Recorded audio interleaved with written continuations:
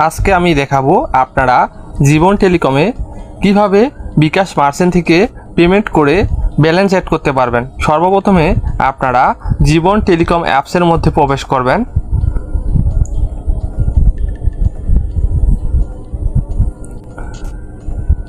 অ্যাপসে প্রবেশ করার সময় একটা নোটিফিকেশন শো করবে, নোটিফিকেশনটা ভালো করে পড়ে নেবেন। তারপর কর্নারে একটা ক্রস আইকন আছে, এখানে ক্লিক করবেন।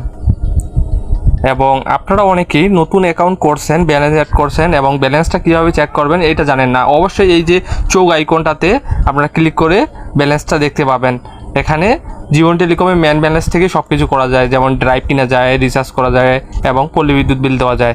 তারপর আপনারা ব্যালেন্স অ্যাড করার জন্য অ্যাড ব্যালেন্স অপশনটাতে ক্লিক করবেন। অ্যাড ব্যালেন্স অপশনটাতে ক্লিক করার পর বিভিন্ন মাধ্যমে এখানে ব্যালেন্স অ্যাড করা যায়। আমরা যেহেতু বিকাশ মার্চেন্টে কীভাবে ব্যালেন্স অ্যাড করবেন সেটা দেখাবো, তার জন্য বিকাশ মার্চেন্টটা সিলেক্ট করতেছি।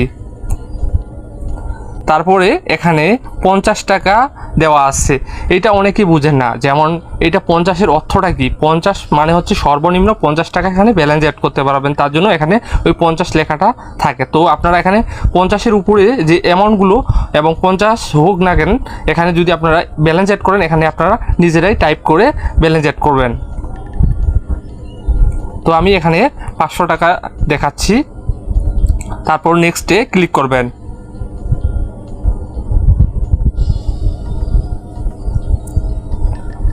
তারপরে আপনাদের সামনে একটা নোটিফিকেশনের মতোই এখানে লেখা, অনেকগুলো লেখা আছে, আপনারা এগুলো ভালো করে পড়ে নেবেন। এই যে 500 টাকা আমরা এখানে সিলেক্ট করছি এবং এখানে ট্রানজ্যাকশন আইডি দিতে বলছে।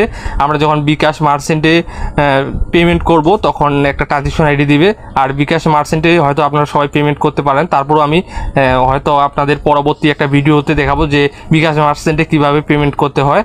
আর বিকাশ মার্চেন্টে পেমেন্ট করার জন্য আপনাদের নাম্বার দেওয়া আছে, এখানে দেখেন, এখানে বিকাশ মার্চেন্টের নাম্বার দেওয়া আছে। এই যে বিকাশ মার্চেন্টের নাম্বার দেওয়া আছে, এই নাম্বারটা সাব দিয়ে কপি করে নেবেন। কপি করে নিয়ে পেমেন্ট অপশন আছে বিকাশের মধ্যে, ওই পেমেন্ট অপশনে গিয়ে পেমেন্ট করে দিবেন। দেওয়ার পর আপনারা জীবন টেলিকমের অ্যাডমিনকে মেসেজ করবেন। করার পর এই ট্রানজ্যাকশন আইডিটা তারা অ্যাভেলেবেল করে দিবে অ্যাপসের মধ্যে, তাছাড়া অটো অ্যাড করতে পারবেন না, অ্যাডমিনকে জানাতে হবে। তারপর আপনাকে ব্যালেন্স অ্যাড করে দেবে। তারপর ট্রানজ্যাকশন আইডিটা এখানে বসাবেন, বসার পর আপনার ভেরিফাইয়ে ক্লিক করবেন। ক্লিক করার সাথে সাথে আপনার ব্যালেন্সটা অ্যাড হয়ে যাবে। আশা করি আপনারা সবাই বুঝতে পারছেন। সবাই ভালো থাকবেন এবং আমাদের ভিডিওটা ভালো লাগলে অবশ্যই ইউটিউব চ্যানেলটা সাবস্ক্রাইব করে দেবেন, ফেসবুক পেজটা ফলো করে দিয়ে সবাই সাথে থাকবেন।